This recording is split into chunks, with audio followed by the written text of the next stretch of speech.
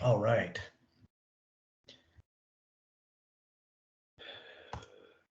One thing I really like about this is that we did futurism a couple weeks ago, and this is almost as opposite to futurism as you can get, and it's still recognizable. And I really like that what we're talking about today. So before we get into that, how are you guys doing? How was your week? Did anybody get exciting? Have anything exciting happen and get arrested over the 3-day weekend, or were you guys fairly sedate and calm? It was pretty sedate and calm. It was a great weekend. All right, excellent, nice. So a bit of a change for you then, Van. Yeah, I didn't have to do another stint in prison this weekend, so Okay, anytime I don't have to stay time in there is always good. all right, excellent, very nice. Yeah, this my brother was in town, and so I had to get a big window done so he could help me install it. That was nice. Got that all finished, and then unfortunately Monday was not able to catch up on sleep. So if I'm a little off today, it's I'm going to blame it on that if that's all right with you guys. Uh, this There's a lot of stuff that changed. I mean, things change all the time, but we're so used to things changing today that if things don't change, we feel out of sorts. And it's interesting to me how used to constant and rapid change we are. It used to be that we were so upset that um, Microsoft was doing another update for whatever the stuff that they had put out was, and now we are told in university trainings to make sure that we check and get all our apps and computer stuff updated constantly. Our kids are used to new stuff coming out, new game designs coming out, all this stuff all the time. And I remember, I was born long enough ago that it was exciting seeing, bendy straws. And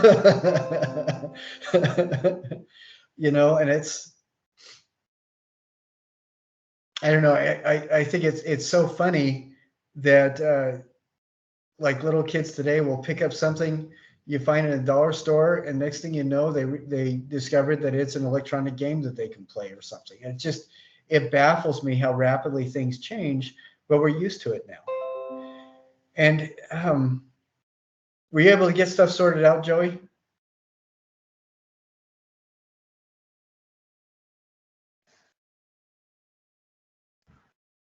Because can everybody see me, and is the sound working for everybody? Okay. The reason I say all that is I wanted to show you a picture that in my mind really explains a lot of what the Stijl is and what Mondrian and Van what's his name were trying to do. Van Theisberg, something like that. I'm sorry. Let me see if I can show this to you really quick here.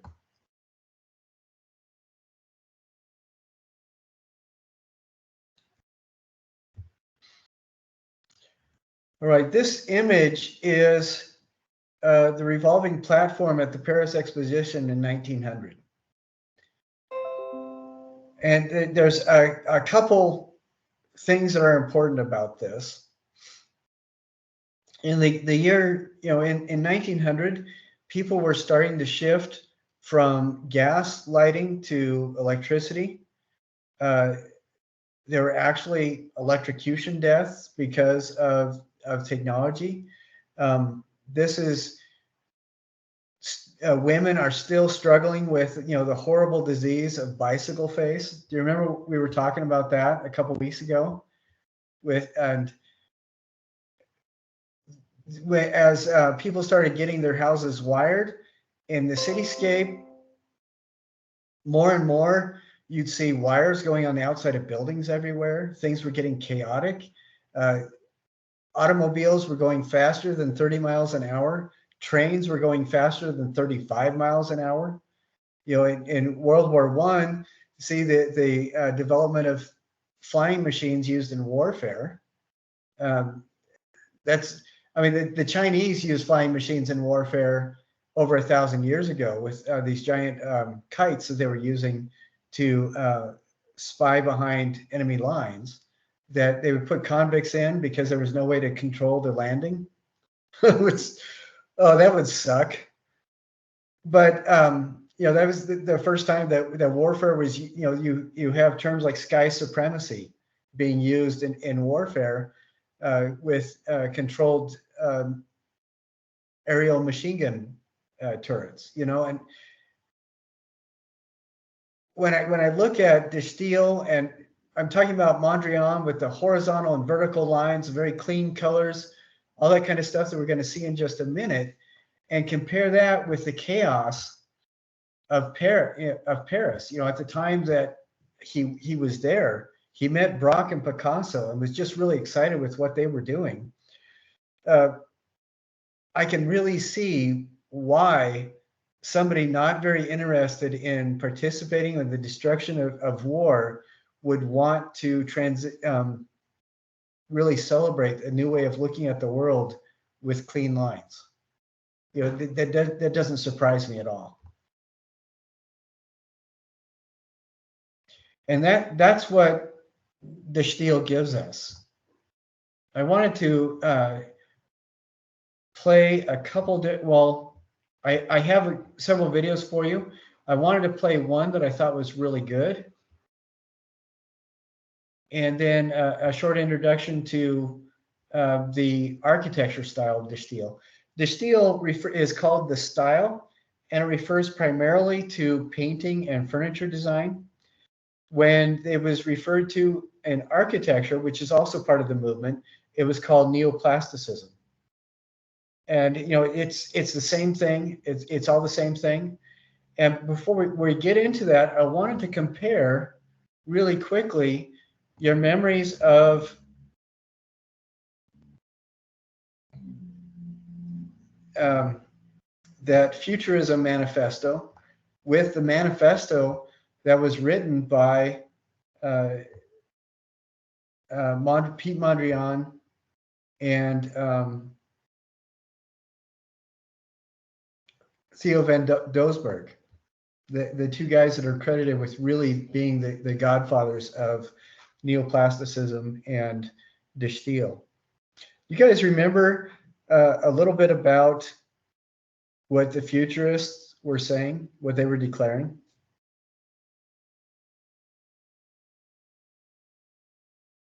What kinds of things, how did they want to respond to history and tradition? If I remember correctly, Andrew, they were trying to get away with it or do away with it and move in a completely different direction in a means of violence. Yeah, and it was like beating with sticks. It was real violence, shoot and kill. Like that one painting, The Armored Train, where the guy was celebrating in this heroic manner the armored train to go and shoot people. And why did the futurist movement pretty much stop? Why did it come to an end? They all died. Yeah. Yeah, exactly. They all went to war and died. And then we compare to the Stijl, the style. Contemporary web design is based on the principles founded by the Bauhaus and primarily the Stijl. Which it's something that I don't think is going to go away. What's the biggest proponent of the Stijl today? We just finished making a kitchen designed by them. IKEA completely. You look at their furniture design; it's updated quite a bit, but it's all based on that Dutch movement, and invades everything. But I don't think that's a bad thing. And we compare our memories of that futurist manifesto with this quote from the Stijl manifesto. I want to read this to you. The artists of today, all over the world, impelled by one and the same consciousness, have taken part on the spiritual plane in the world war against the domination of individualism, of arbitrariness. They therefore sympathize with all who are fighting spiritually or materially for the formation of an international unity of life, art, and culture. So they're using words of domination and warfare, but how are they applying it?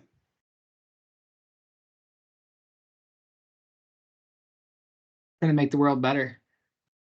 Yeah, for everyone. They're talking about sympathy. They're talking about empathy. They're talking about unity, and they're fighting against arbitrariness. And I think that is beautiful. Even though they're using similar words to what the futurists did, their perspective on what they wanted to build is, if you can get further than 180 degrees away from something, that's about as far away as they can get. And it's interesting to me because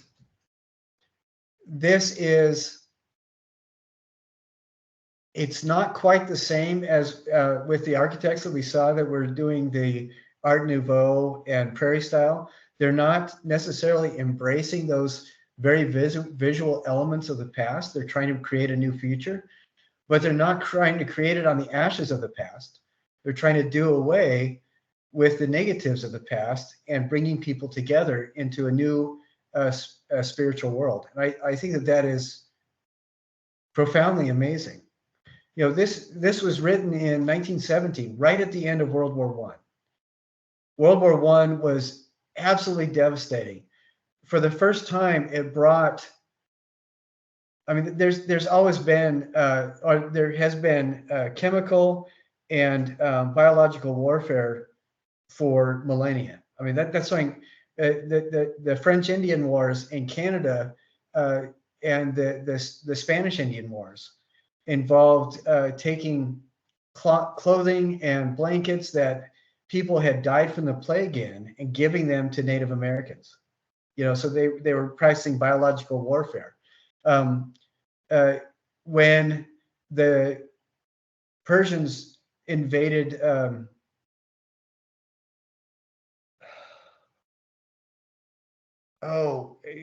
completely Jerusalem. When the Persians invaded Jerusalem, they poisoned the water supply to make people sick.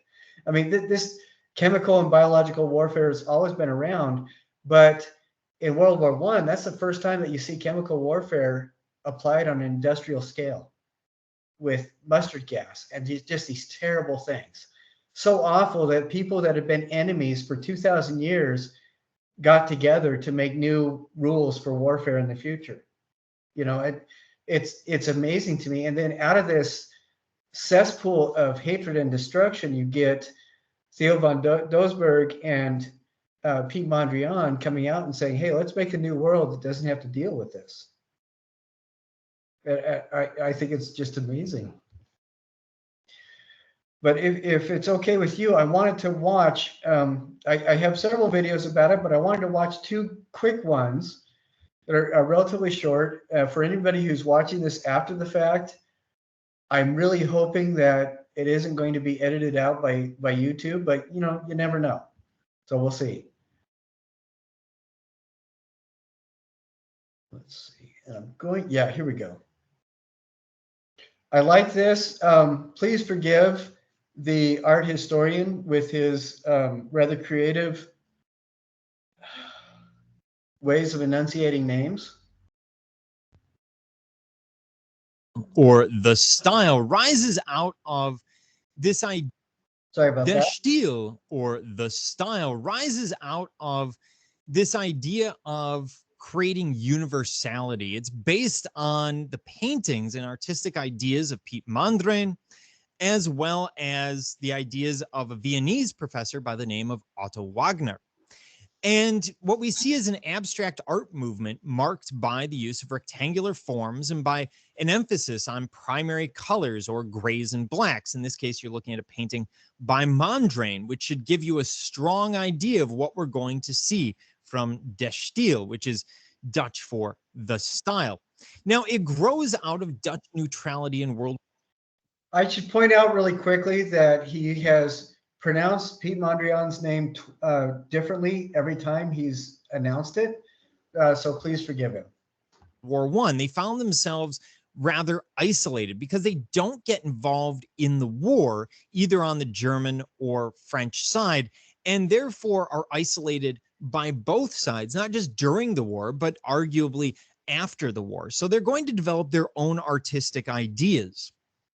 Architecturally, what we're going to see is this idea of artistic purity and geometric forms. Lines tend to be constrained to vertical and horizontal. We don't really see any curved lines. We don't tend to see any diagonals. In three-dimensional objects, including architecture, lines are placed in planes that do not intersect, making each element independent.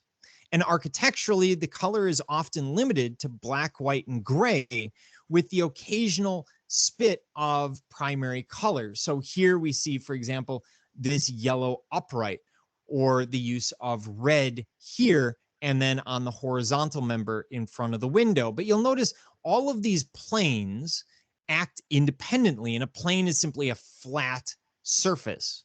So any flat surface is a plane, and they don't intersect. They don't really interact with one another in a more modern sense.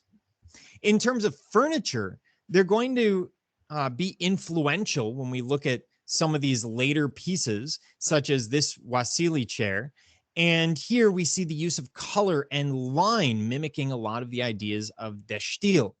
They will also come up with the zigzag chair, which is typical of them. Here, the form is broken into a series of planes, and they've simplified the form.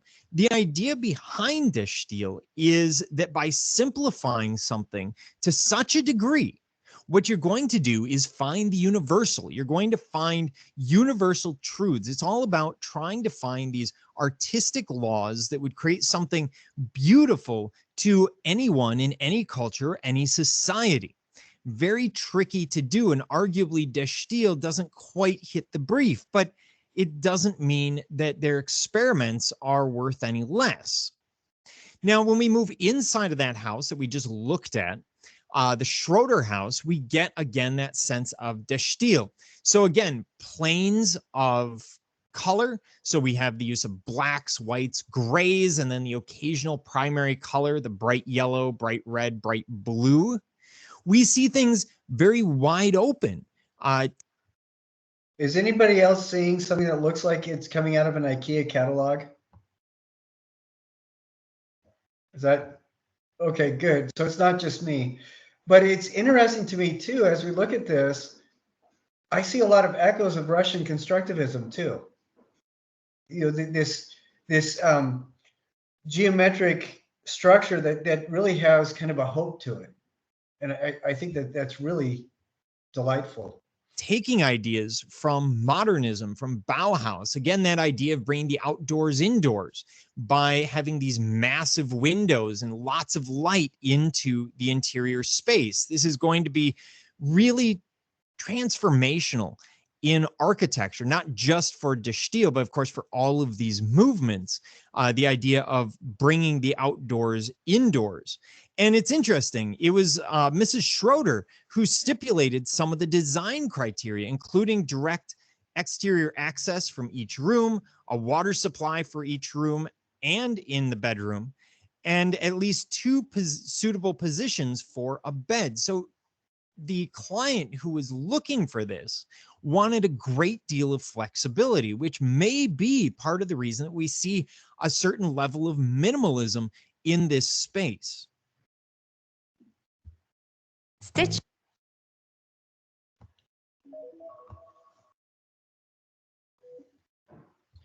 let's see, I'm trying to get, I think there's still a little bit left, but we got an ad in the middle. So let's see if we can get that fixed. Oh, no, we're all done. Okay.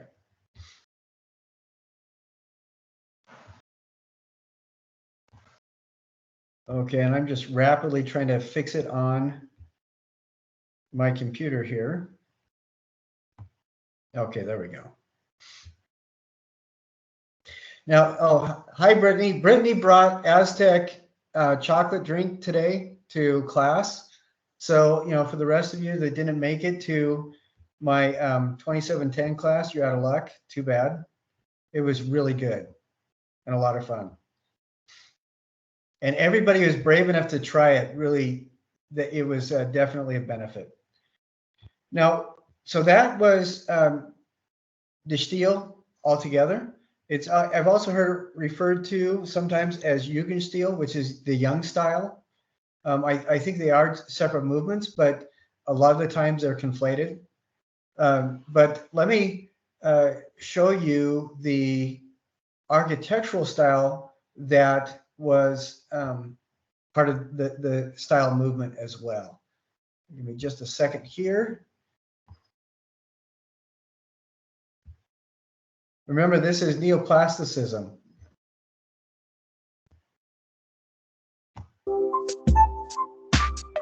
The Stijl, or neoplasticism, is an artistic movement founded in 1927 by a Dutch painter called Theo van Doesburg. It influenced painters, artists, furniture designers, and architects such as Piet Mondrian and Jacob Zood. Theoretically, the Stijl called... Okay, I want to clarify again. Piet Mondrian is spelled Pietmondrian, not Mondarian. So I have OCD, and these guys, between the two of them, pronounce his last name like 5 different ways. So it's just really is getting unnerving. But forgive me. Going back to your regularly scheduled program now. For a balance between the individual and the universal, and for the liberation of art from the constraints of tradition. The movement essential elements are abstraction, simplified rectangular geometry, and primary colors. The artists and architects that adopted this movement used yellow, blue, and red as the main colors of their artwork and considered them as the only existing colors. Yellow represented the ray or the vertical movement. Blue is the color contrasting yellow, and it is the horizontal firmament. And red is the meeting of point between yellow and blue. The movement also limited its expression to rectangular geometry shapes and justified it by referencing 2 contrasting powers: the horizontal line that draws the course of the Earth around the Sun, and the vertical line for the movement of the sun rays emitting from its center. One of the most famous Stijl architectural works is Schroeder House design by a Dutch architect called Gerrit Rietveld. The house was built with respect to essential points of plastic architecture defined by the movement. Its shapes are elementary, economic, and functional. It is also unmonumental and dynamic, anti-cubic in its form, and anti-decorative in its color. The house has a dynamic, changeable, open planning concept. It contains a traditional ground floor where the sliding and revolving panels provide flexibility to the upper floor. It is a good example of the anti-cubic architecture that does not try to freeze the different functional space cells in one closed cube.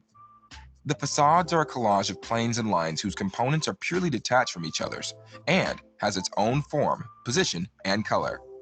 And finally, the colors were chosen to strengthen the plasticity of the facades. The Schroeder House and many other examples from the Stijl movement are a living proof that simplicity and the elementary approach to design can create bold, daring, and interesting art pieces. We are publishing educational videos on architecture on a regular basis. The Stijl, or neoplasticity. Sorry about that. One thing that I'm seeing too is, you know, there's this phrase universality that is used a lot. It was used in the manifesto. It's used by all the participants and artists that really defined this movement. There's 2 different ways we can go with universality. One is the complete dissolution of the individual, and one is the full and open participation and acceptance of the individual. they're opposite perspectives on the individual, but both of them are potential aims for that term universality. What do you feel when you look at the Stijl and neoplasticity stuff that we're looking at? What do you think their target is for universality? Which of those two extremes do you think they hope for?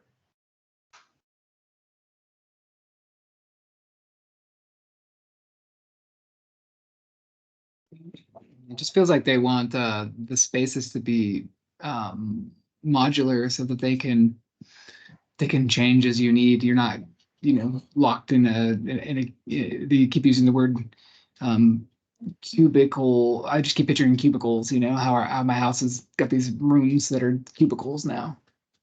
Right. Well, and I think that hits it right on the head. The homes are designed specifically so that you can use them however you need to. It's a universality where the individual is fully accepted, where everybody should be accepted and accepted on an equal plane. I think that is really beautiful, because the other version, of course, is, I don't know if you've seen like 1950s era communist China architecture. You get these huge, arbitrarily designed cities out in the middle of nowhere, with arbitrarily designed buildings where everybody fits into the same square footage space. Everybody has identical apartments that they designed to fit everyone. And it's a completely different perspective. There's the modularity comes with the same kind of flexibility that Emperor Qin did with his modular manufacture of weapons at the end of the Warring States period, where if your crew did not make the trigger guard so anybody else, it would fit in anybody else's stock, then you and all your family would be sent to prison. It's a very different perspective. And I love that Van Doesburg and Mondrian were both very aware of the importance of individuality and wanting to create a world free from the harsh constraints of tradition, but without destroying it, I think, necessarily. And I love that. They're not focusing on things that are defeating tradition. They're focusing on the things that are behind everything else, the fundamental shapes, the fundamental colors. And I think that's a really remarkable perspective. And we can see similar things that other people have done, but from a very different perspective. I mean, remember that armored train painting, that he used primary colors as well, but it was a completely different feel. I wanted to just show a couple images of other things, and includes the Schroeder house and different stuff like that, but there's some really interesting just examples of the expression of this style.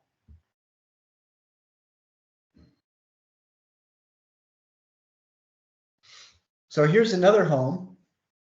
And what's fascinating about this home is this is the Henny Villa. What's interesting to me about it is that I can see a little bit of the same kind of care to detail that I do in the green and green Perry style in California. On the other side of the world. This does not feel heartless and soulless to me. It feels like somebody actually cared. But again, they're working with fundamental shapes. And this chair looks like a really fun chair that Garrett did, Ritfield. And it's, again, primarily focusing on fundamental planes. I don't know how comfortable this is. Have any of you sat in a chair like this that is just with planar construction? It looks like it would be really uncomfortable, but the really well-designed ones, even though they look freakish, are actually not bad at all. They know where the body naturally forms and or where the body naturally bends so that the planar construction is not inimic to your comfort. But I look at some of these interiors and they remind me so much of the IKEA showroom floor. It's eerie.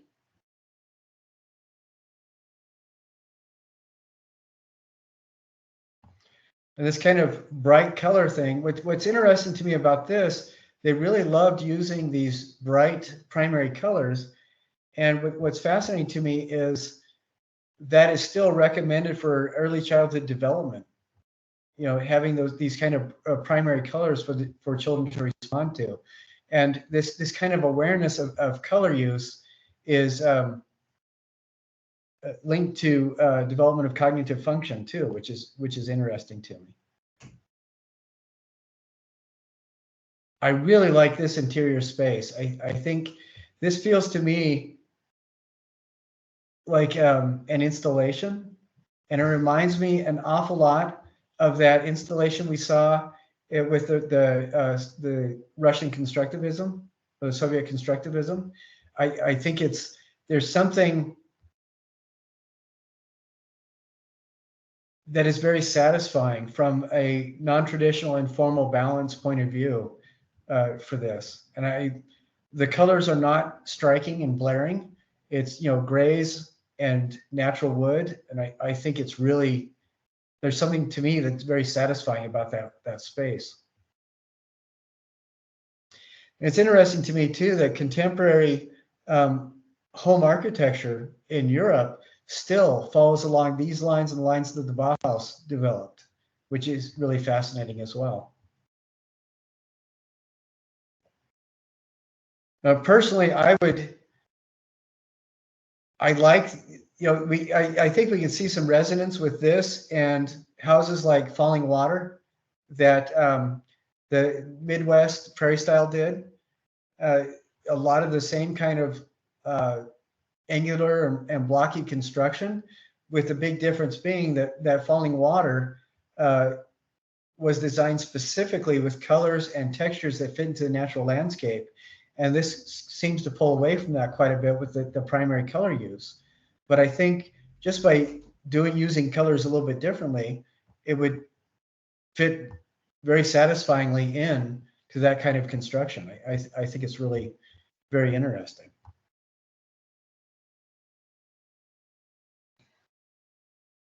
He looks very intellectual, doesn't he?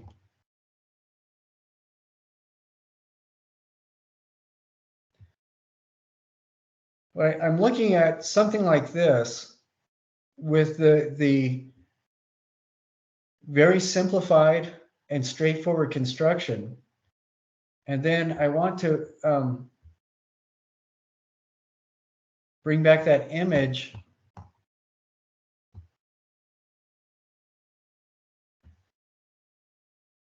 of the Paris Exposition. It feels to me that there is a very conscious movement away from urban chaos. You know, this is in a suburban setting, but it seems to me that there's a very conscious movement away from that kind of haphazard, do it as you can construction that you see a lot in developing urban settings. And I think that that's kind of interesting too.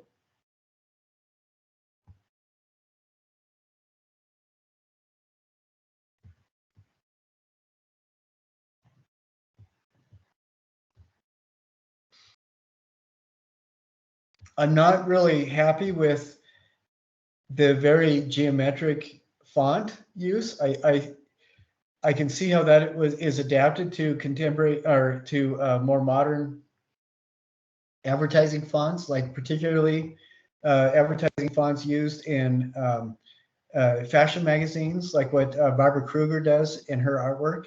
You know, it's very similar to it. This doesn't seem to hit that those fonts. There's something I really like about the more traditional fonts, but I think it's really very interesting. And I like what Joey pointed out. I really find the modular construction provides a flexibility that is satisfying to OCD, to those of us who suffer from OCD, which is really, I think that this is a very interesting interior space, I think. So from these kinds of things that we're looking at, what are some of the commonalities that you see that you can reflect on?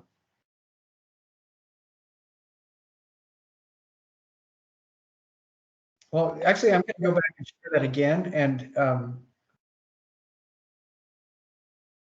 just move it up and down a little bit and see what kinds of shapes do you see, or what kind of commonalities in design and feeling do you think that, or do you recognize among all these different examples? Andrew, I'm seeing a lot of geometric shapes. I'm seeing a lot of the primary color usage, that red, blue, and yellow. And it reminds me, it's very clean. It reminds me of almost minimalistic or minimalism.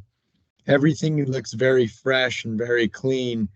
There's not a lot of out of placement there. There's not a lot of shelves or anything that just have knickknacks on them. It feels like everything is for a purpose almost. Yeah, it does feel purposeful, but I think that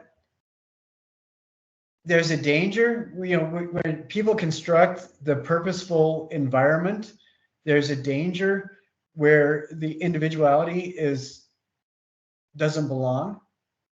You know, and I look at this, there isn't shelves with knickknacks and stuff like that, but people are living on that table, you know, they're using that table. And there are places for people to have stuff. But like you said, it doesn't feel sloppy. I think that's really interesting. I compare that to the image of the Paris Exposition. It really feels to me like one of the aspects of traditionalism that they're moving away from is haphazard, poorly thought out individuality. You know, and they're kind of emphasizing intentionality, which interestingly enough is a very Zen kind of thing, which is what's the word?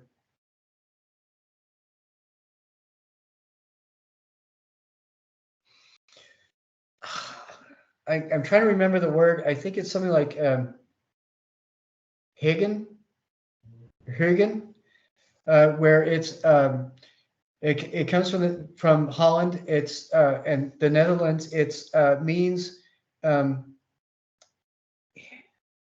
intentional comfort. Yeah, Hygge. Hygge. Yeah, excellent. And it's a very Zen kind of concept. It's like the European version of Zen. I think it's fascinating to me that these guys, the Jugendstil artists, are really tapping into that. It feels like that to me. What are you guys thinking? I really like that. So through the architecture, you know, looking at the exterior and then moving to the interior, there's nothing that's there that doesn't need to be. It seems like everything's necessary, but through the way it's laid out, you're basically looking at the skeleton of the architecture. You're looking at, like, you can see the architecture functioning. There's no ornamentation on top of it. But the other piece of that too is that you can see that it's very well thought out, that the building wasn't meant to look pretty. It was meant to make your life pretty. Like, you can live in it. It's meant right. Like, it's designed around how it's supposed to be used, and it isn't supposed to do anything else. Yeah, I think that's a wonderful observation. I wonder what this would look like if they kind of fused traditional Japanese carpentry. You kept saying Zen, and I kept thinking that it also feels like Japanese, like they were doing this a long time ago. But yeah. I think it's absolutely fascinating, where they're coming at it from a very similar cognitive landscape too. I mean, Zen arrived in Japan right around the 7th century, I believe, 6th century, right around there. And it arrived in a period where everybody and their brother and their pet cat were fighting each other. You know, it was constant warfare. And Zen provided, even within the environment of warfare, a mental landscape where people could live. And it feels to me like after the horrors of World War I, it kind of makes sense that something similar like this would emerge. The parallel, I think that there are some parallels there that are really striking. I don't feel very comfortable about having paper walls. So I think that this is a little bit more functional on that level. But I think that the parallels are really interesting. And here's some more examples. The horizontal and vertical lines, primary colors, the grays. These are very specific to the Stijl movement, and by several different artists that were all doing the same kind of thing. This person focuses on the geometries rather than those primary colors. And it's interesting to me, even though this chair looks like it would be uncomfortable, like Le Corbusier, Garrett Redfield really studied anatomy so that when he designed a chair so that you could actually live in it and use it and it would be comfortable, which I think is really interesting because it doesn't look like it would be. But a lot of these chairs are that were designed. And this guy, I think, is just being a little daring with those diagonal lines. I mean, that he probably got kicked out of the movement later if he kept doing that. And here's the Schroeder house, another image of that we saw, made by the same guy who did the chair. This is really kind of interesting to me because Van Doesburg is, okay, some of you are going to be old enough, you remember Carl Sagan talking about why they chose the material that they put on that golden disc that they sent out with the Voyager. Do you remember that at all? Are any of you guys old enough to remember that? Please say yes. Somebody lie if you have to, but tell me yes, please. I remember that this was a thing, but I don't remember what he said. Okay. They put on the disc math, a lot of things, sequences in different kind of formats that related to math. And do you remember why they used math? Universal language. Exactly. Yeah. And so, you look at this work by Van Doesburg, and in this one, he is being very clear about what he's doing, but all his work focuses on math. And it's not because he's trying to say something new or different. It's because math has become that symbolic language that points to a universalism where everybody participates, everybody's valued. And I think it's really remarkable. And it doesn't feel to me cold and unfeeling. It feels to me there's an element of satisfying to it, I think. The chair still kind of bothers me, even though I know that it is a comfortable chair, but I can see what he's playing with, what he's dealing with, what he's working around. And it's really fascinating to me. That was one of the reasons why they developed the font that they did, because it was very geometric, very mathematical, for the same kind of reason that math and geometry represented this universal language. I feel like the Bauhaus was better at fonts. I think so too. I think the Bauhaus was more livable with its furniture design and everything. Le Corbusier developed an extensive canonical forms related to anatomy because he was really enamored of Vitruvius and the 10 books on architecture. He wanted to build everything so it related directly and comfortably to the human body. And I think I think that they were going on a parallel, but I think the Bauhaus did it better. I agree. I think the Bauhaus did it better.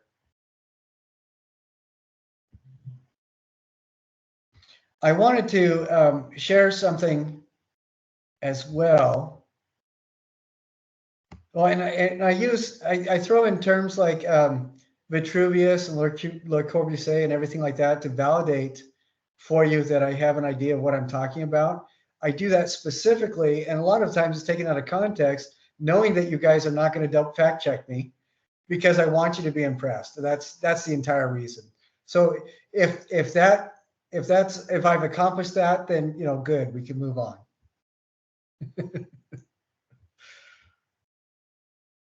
And if anybody is desperately interested in reading about what Vitruvius said, I can give you a free link to his books.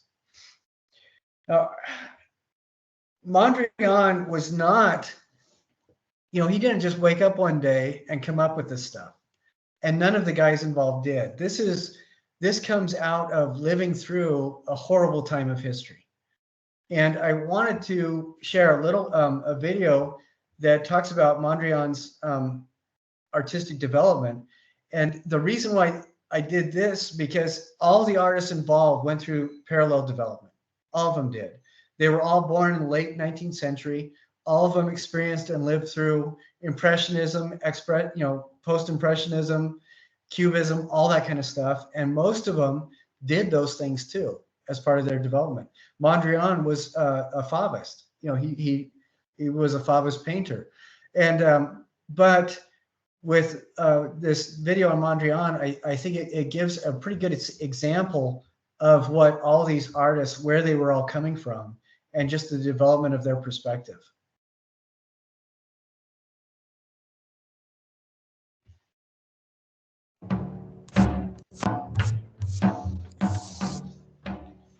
Piet Mondrian's work can sometimes be hard to appreciate. These shuffling, colorful squares and these intersecting black lines make his paintings all blend together, as if each of them were unique, yet identical at the same time. But this particular style was only one step in Mondrian's quite linear artistic progression. He was born in 1872 in Amersfoort, Netherlands, and will start painting, just like many other Dutch artists, landscapes. Already then, he adopts unconventional techniques. For example, most Dutch landscapes displayed the famous Netherlands sky and its puffy clouds, but Mondrian, in At Work on the Land, made in 1898, puts the horizon line extremely high, not leaving much space for any clouds. Does this painting remind you of anybody else's style?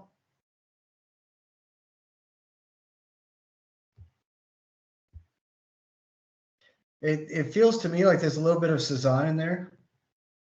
Anybody else see that with the very, very obvious lines?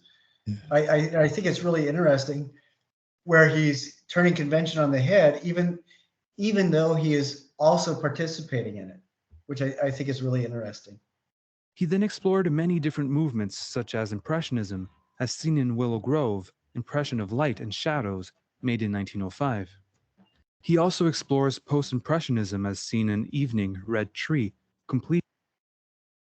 This particular tree also reminds me quite a bit of what Van Gogh is doing. Did in 1910, in which we can clearly see the influence coming from Van Gogh.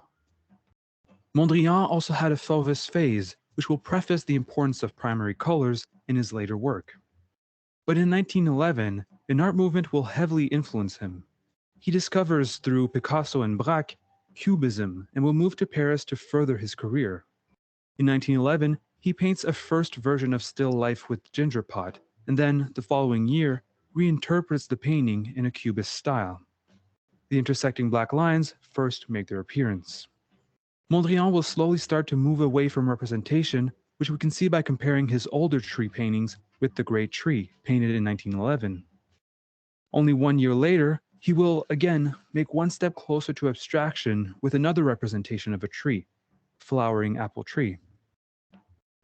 He will continue to make abstract paintings in Paris until 1914.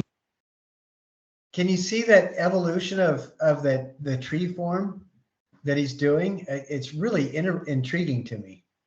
It's fascinating. When, during a visit in the Netherlands, World War I begins, not allowing Mondrian to go back in France. This will make Mondrian meet other Dutch artists such as Bart van der Lek and Theo van Doesburg. Together, they will create the De Stijl movement, in which Mondrian defines neoplasticism. He will write, "As a pure representation of the human mind, art will express itself in an aesthetically purified, that is to say, abstract form. The new plastic idea cannot therefore take the form of a natural or concrete representation. The new plastic idea will ignore the particulars of appearance, that is to say, natural form and color. On the contrary, it should find its expression in the abstraction of form and color, that is to say, in the straight line and the clearly defined primary colors." This will be the birth of the Mondrian we know of today, with the colors and the geometry. But it's only in the 1920s that Mondrian will start painting the iconic compositions. Those will also evolve with time. The first compositions usually had more colors and shapes, and sometimes the black lines wouldn't even reach the edge of the canvas. With time, though, Mondrian purified his work, stripping away more and more elements.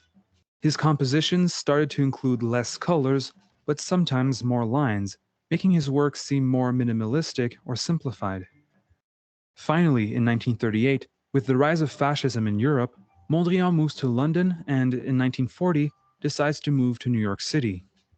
This will be the last step in Mondrian's artistic evolution. Even though he's 68 when he moves to New York, he's captivated by the energy this city has. The busy streets, the booming culture, and especially jazz music will animate him. The black lines in his compositions will be replaced by colorful lines overlapping each other. The last painting Mondrian completes is called Broadway Boogie Woogie, a representation of the grid-like streets of New York. The lines are vivid, and unlike any other Mondrian paintings, they are continuously interrupted by color. The lines are not continuous anymore. They are extremely busy, almost as if they had a certain rhythm to them. Mondrian wanted to create universal art that, through its harmony and simplicity, could appeal to any individual, no matter their background. By simplifying what he painted, Mondrian broke down his subjects to their core essence, lines, shapes, and colors, and arranged them in order to create balance. You may admire Mondrian's work, or maybe you don't see what's so interesting about his horizontal and vertical lines, but what's less debatable is how fascinating Mondrian's quest for purification is. You might not like his individual artworks, but Mondrian's work, as a whole, is interesting to analyze as it's the work of a lifetime. From the post-impressionist tree to the cubist branches, all the way to the streets of New York, Mondrian's artistic progress is, in itself, a work of art. I think what's really intriguing to me is Mondrian's lifelong quest for parsing things down to their absolute essence. And I think that that's absolutely astounding. And I think that this ties into another parallel with that kind of Zen mentality. You guys have heard of Ikebana, have you? Haven't you? Japanese flower arranging. What's so fascinating about this is I interviewed a person who's a professional Ikebana artist when they came to BYU, and she was telling me that as part of the training process, what you do is collect things, put them into a vase, and you have to take everything out one at a time until you have only one item left in the vase. And at each step of the process, you take out the thing that isn't necessary. So this right here, this image with the two flowers and stuff like that is almost a complicated arrangement. And then at the purest arrangement is going to be the thing that only has one twig or one flower. That's the most necessary. And I thought that was really interesting because the way that Mondrian established his paintings and purified his work parallels that quite a bit. Do you see that as well? I just think that that's really fascinating.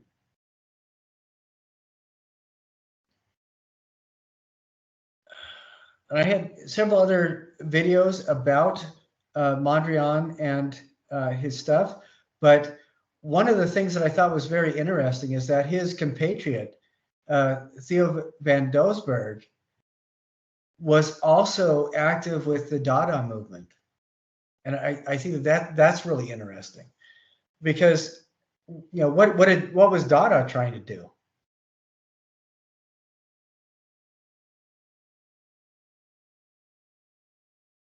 Trying to point out some of make art accessible and point out some of the absurdities with how bourgeois it was. Yeah, exactly. I'm sorry, Joey. I mumbled something. I was talking about how it was elite. Yeah. They were fighting against the tradition of the bourgeoisie and that elitist influence in art. And so, they were paralleling what the horrible futurists were doing. I'm sorry, that is very editorial. What the futurists were doing, and they were almost compatriotic with what the Stijl was doing, in going against tradition, but a very focused aspect of tradition, which was that elitist aspect of art performance and art commodity. And it doesn't surprise me at all that Van Doesburg was he was also a Dadaist, which is pretty amazing. And then there are several other of the artists that I have different videos on. Gerrit Rietveld, who was he was a cabinet maker, and he was the guy who designed the chair, and he was an architect as well. Some of the other artists. Let's see. Get rid of that. Some of the other artists are Wilmus Husser and Bart Vanderlyck, which they mentioned as well. Bart Vanderlyck was a painter, a designer, and from his paintings, it looks like he was also interested in landscape and urban architecture, urban landscapes. Georges Ventongelu was another one, and I'm just going to show you a couple of these guys. And are any of you guys Doctor Who fans? Okay, do you remember a couple seasons ago, one of the recurring aliens were the Ood?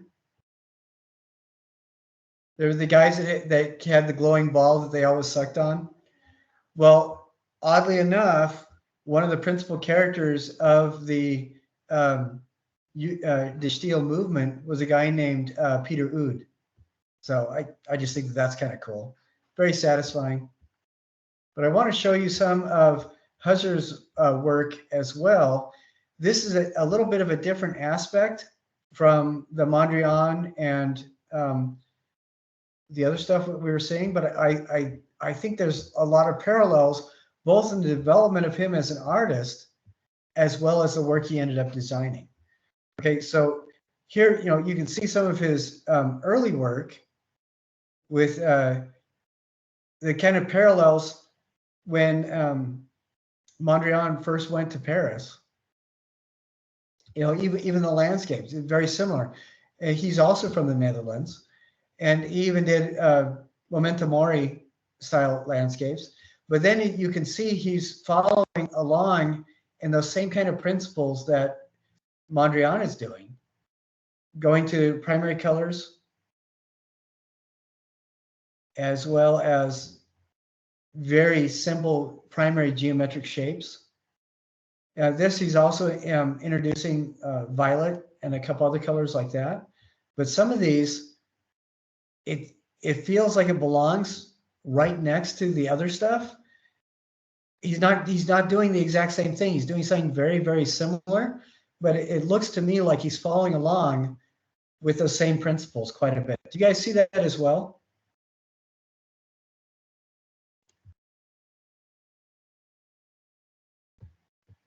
Like this one in particular, Sketch for a Glass Window. I I really like this one quite a bit. It feels like it's a Mondrian-esque kind of thing. You know, it feels like it's following a lot of the same rules, but he's doing his own thing to it, which I think is really interesting. And this one, anybody recognize this design?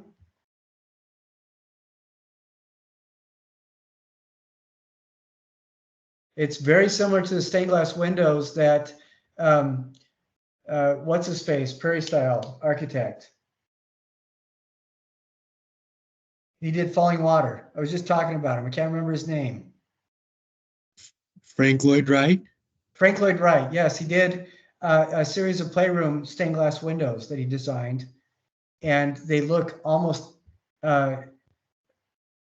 Huzzer's window looks almost identical to the playroom windows that Frank Lloyd Wright designed. So I wonder if they weren't in contact somehow. I'll pull up a picture of that and you guys can see.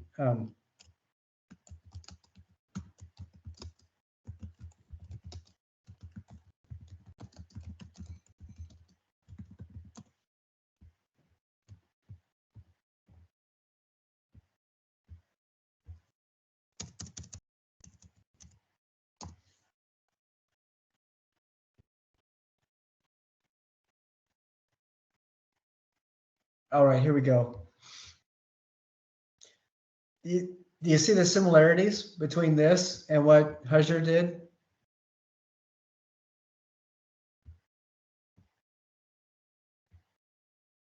It looks to me like they were in contact. I guess neither of them needed to steal from the other, but it looks to me like they were both kind of playing with a lot of the same ideas. And I think that's absolutely fascinating.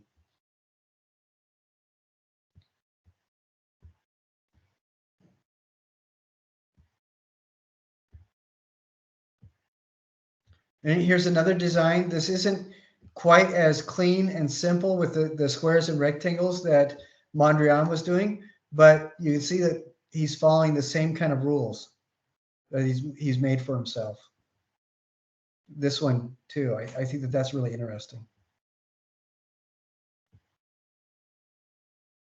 He probably got threatened with getting kicked out of the club by turning it on angle like that. Some really interesting stuff that he did.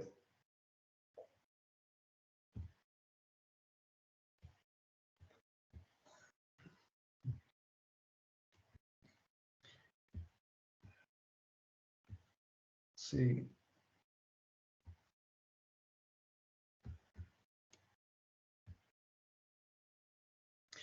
One of the guys that I think is really interesting is this Van Tongerloo. He was doing a lot of the same kind of stuff with the neoplasticism, the Stijl. And it's interesting to me how it looks to me like they're all following very similar rules, because you know they're all kind of in the same club, playing on each other's work and sharing things with each other, talking to each other, playing with different ideas. And I think that this guy's stuff is really fascinating because he injects a little bit more individuality to it, which did not get him kicked out of the club. But I think it's a fascinating take, and it feels like it still follows the rules.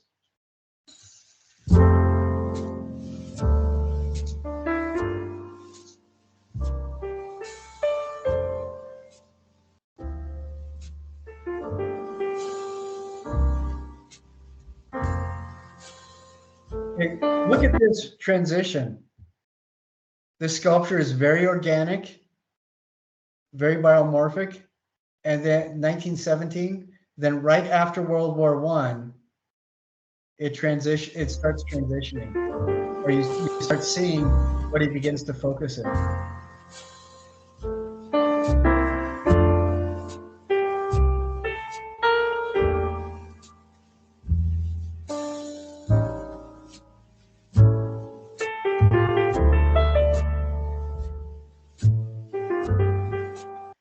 Now, these are just the sculptures, but do you see parallels between this and the shorter house that we looked at?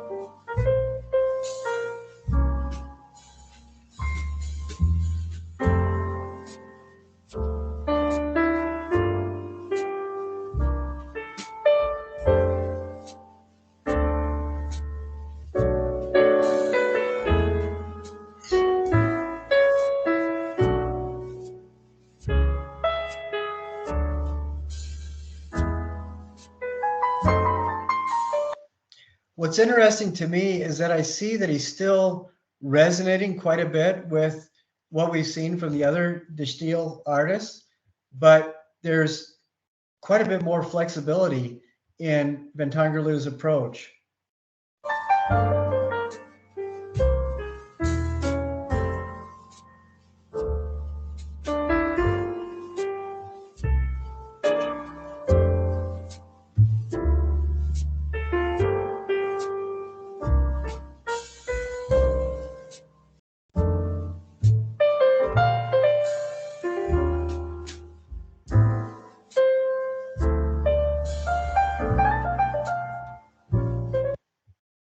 I want to pause this for a second and bring up that is about 12 years before he died. And Mondrian did something too that I think is really interesting.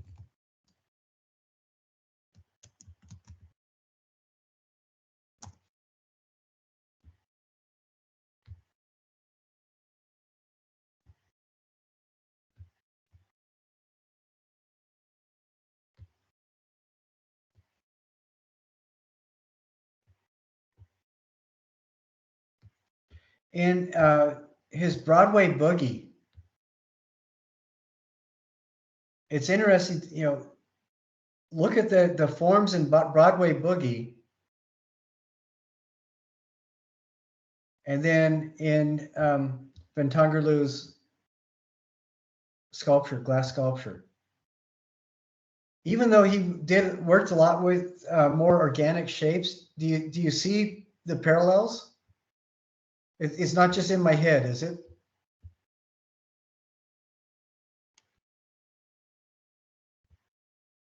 I think that's really fascinating.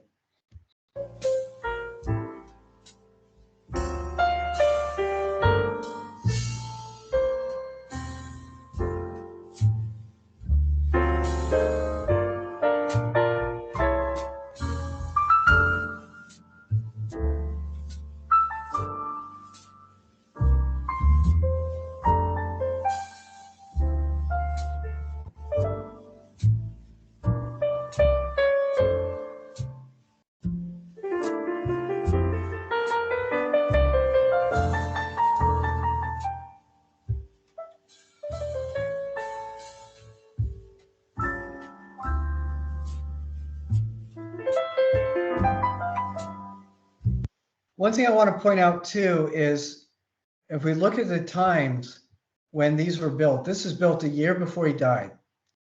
But as his life progressed, he moved further and further away from the very clean, simplified geometry of standard steel and applied more and more organic elements. But even in some of his really very organic stuff, I think you can still see the really heavy influence of that Jugendstil cleanliness, or you know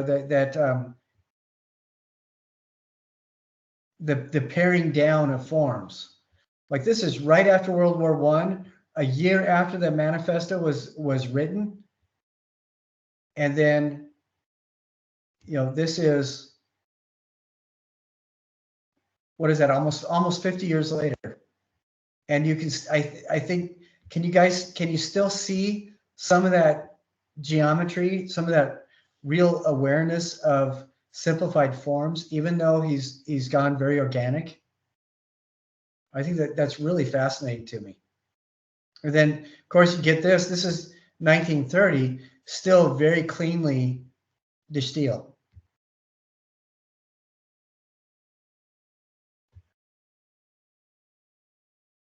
And he's one of the artists that also worked with other colors in addition to the primary colors, which I think is interesting, but it still feels very much a part of that same sensibility.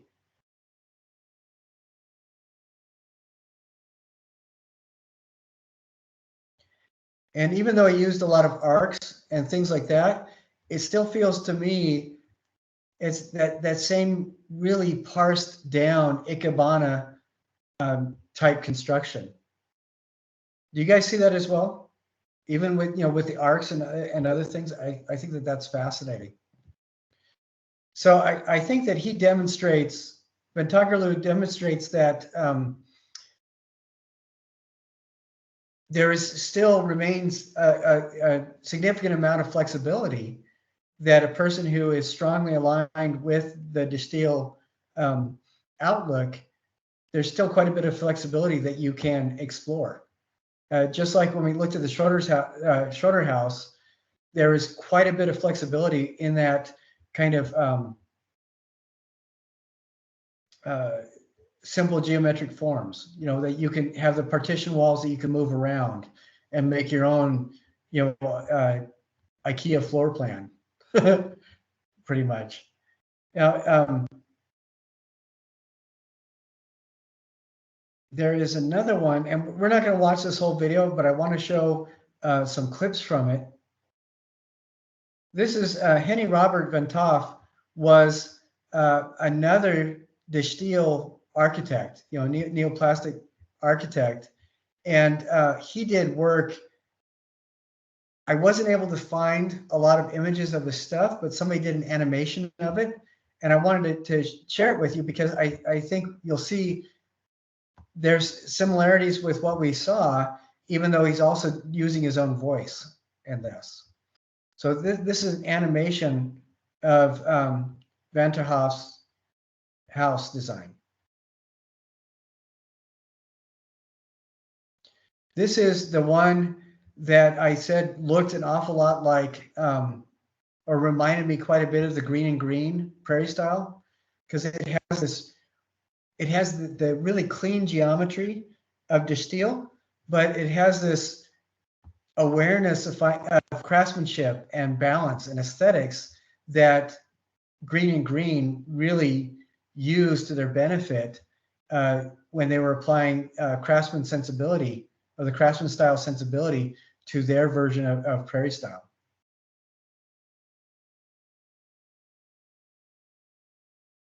And I think I like this animation because it really shows the development of those very clean geometric forms. I just think that's really fascinating.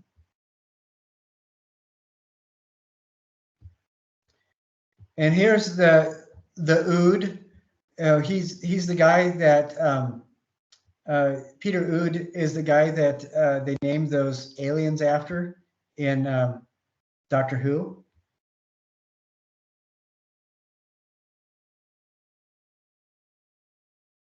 And this is a drawing that he did for this house he constructed. And it reminds me quite a bit of, have you guys seen the shipping crate houses? Like in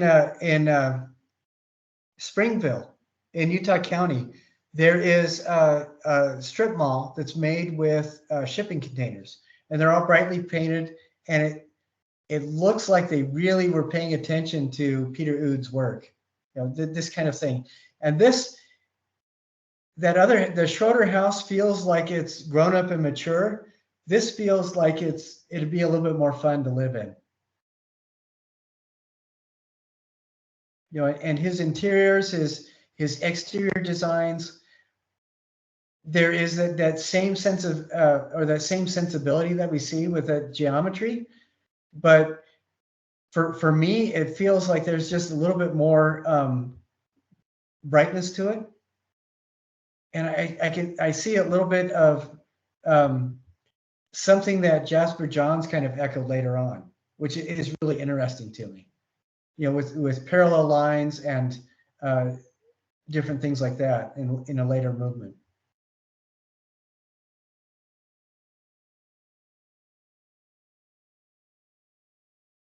Oh, those are all the credits. But I think that this guy's architect, even though this is still, you know, this is a little bit later work, but not much, he's still very much part of the de Stijl movement, but it demonstrates the certain amount of flexibility. You know, you can still be part of the club and put a curve in, you know, here and there. And I think that it reminds me an awful lot of the work that Ventagorlu did with the arcs and stuff that he was putting into his paintings at the same time that Peter Oud was designing this, which I think is really fascinating. And this is starting to look really Art Deco. Yeah, yeah, it's really pushing that way, which I think is fascinating as well.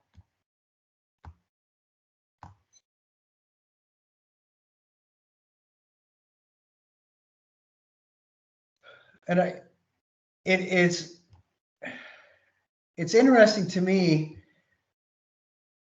We see these parallels, but the parallels were not ignored by anybody but that participated in these different movements at the time. You know, this is an image of falling water. And Frank Lloyd Wright was very aware of what the Stijl was doing. And I think that this is his take for the distinctly American landscape on the clean geometry of the Stijl, where we see those same kind of forms like we saw in the Schroeder house, with the difference being that Frank Lloyd Wright and other prairie style artists really incorporated natural appearing materials and the landscape into it. Where de Stijl did that by opening windows and having open spaces to draw the outside in, prairie style actually brought it into the house by including those materials. And I think that's absolutely fascinating. So I think we can see a lot of those parallels, because you look at this and you look at this. I mean, they were done at about the same time. You know, the parallels are obvious to me. And so that's why it's not a surprise that his playroom windows would look just like the windows that were designed by, I think it was Hosberg, Vosberg, whatever his name is. I'm sorry. I know the guy, I know all their names, but just like with my kids' names, they get all mixed up. Dosberg, that's his name. I think that's really, really interesting to me. And what's fascinating to me too is that their perspectives were so similar, because when the prairie style, they were trying to develop an architecture that the contemporary thinker could enjoy, you know, moving away from the confining traditions of the past.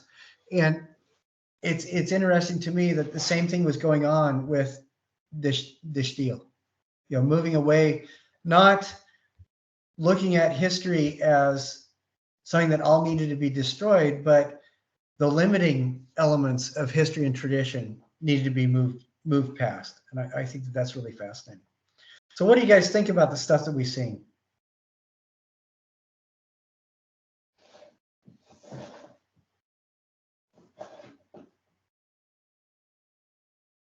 Yes, Brittany.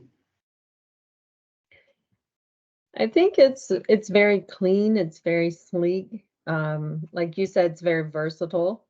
It's not my favorite. I like the more natural, curves and stuff like that. But it's definitely a little more universal, probably, like you guys were talking about. And it's interesting to me too how futurism disappeared almost completely, but the elements that really spoke to what the Stijl, what the artist intended, they're still around. And even what you're seeing on your screen right now, the layout of your screen is the Stijl. Modern web design is based firmly in that. How we set up windows in a house, even. How we lay out galleries, all that kind of stuff is we pay attention still to that awareness of universal geometry and universal language. And I think I agree with you, Brittany. A lot of it, I don't think I'd be comfortable having a chair like that in my house, even though I know how it feels. I've sat in a model of that, but I still like the lazy boy. However, the sensibility behind it is something that really speaks to me, and I love that. I'm a Sufi. It's kind of a Zen expression in Arabic visual language. And I kind of like that, the hygge, the Zen, all that kind of stuff. One of the most effective treatments for ADHD today is helping somebody develop tools so that they can be intentional and be aware of the moment, which ties directly back into Zen, and we're using it different vocabulary. And I love that the ideas of intentional living, the ideas of universalism that embraces and celebrates individuality rather than represses it or oppresses it. I think that those are all really beautiful ideas. And I think one of the reasons why so much of that resonates today is because it really speaks to those positive, hopeful, forward-thinking elements of ourselves too. I think that's same reason I really respond to that, the early Russian Soviet constructivism. It seems so hopeful and optimistic, towards the future, and I think that's wonderful. Any last thoughts? I think next week we're going to look at a lot of the projects that people have done and stuff like that, as we talk about the art that we look at as well. We'll look at different projects and everything and see how things are going. I am going to get everything caught up and graded before midterms so everybody knows where they stand. I don't think anybody has anything to really worry about. Van never turns in anything. When he writes his essays, they're all full of swear words. But other than that, you guys are doing great. No, that is not true. Absolutely not. I'll try to keep it cleaner next time. Okay, but it would be so funny if that was true. No, but what the things that I'm seeing from everybody are really wonderful. I am sorry, I'm not feeling too well tonight, so this will get online probably by tomorrow afternoon at the latest, but you guys will be seeing it soon. And I'm thinking this whole week, I may just take off the weekly reflection element for the class, so you guys don't have to worry about that too. But yeah, I'm thinking that's probably what I'll be doing. And but one of the things that's really interesting to me is to keep in mind as we move forward, each of these movements, they're not hard dates that begin and end each of these movements.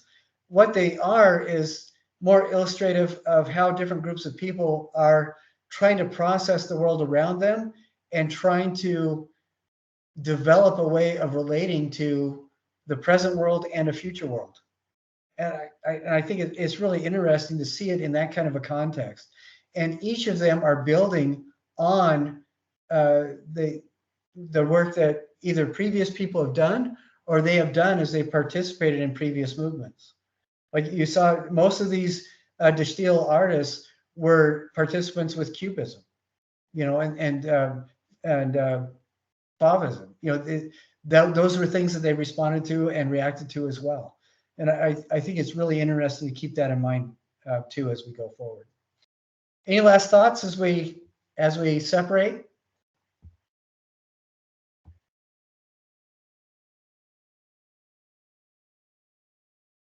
Any profound observations? But keep in mind the history. When you walk into IKEA, don't just be irritated at the flabbergasting floor plan. Look around for the history and footprint of those those people trying to leave the horrors of World War I. That's what it should represent, not the fact that it's IKEA is now viewed in lower esteem than Walmart in most areas of Europe. Which I think is kind of sad because the cleanliness of the design is kind of fun to look at. But I tell you, putting together an IKEA kitchen, holy cow, you can get 98% and it's great. But that last 2%, you have no idea what to do with, really ruins the positivity of the rest of the experience. The kitchen looks great, but what a struggle for that last 2%. Anyway, complete editorial has nothing to do with what we're talking about. I hope you guys have a great week. great weekend. I look forward to seeing you next Wednesday. Thank you. you. Get better. Get feeling better. Yep. Thank you. I'll do my best.